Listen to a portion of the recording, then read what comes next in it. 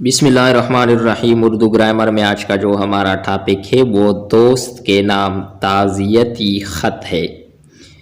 از کمرہ امتحان 10 مارچ سن 2015۔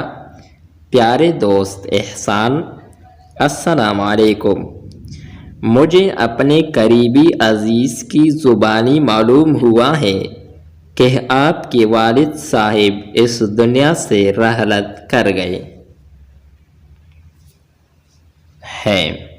یقین جانیے کہ یہ دردناک خبر سن کر مجھ پر کچھ دیر کے لیے سکتہ سا طاری ہو گیا۔ یقیناً مرحوم کی موت آپ کے لیے اور آپ کے خاندان کے لیے ناقابل برداشت سانحہ اور ایک ناقابل تلافی نقصان ہے۔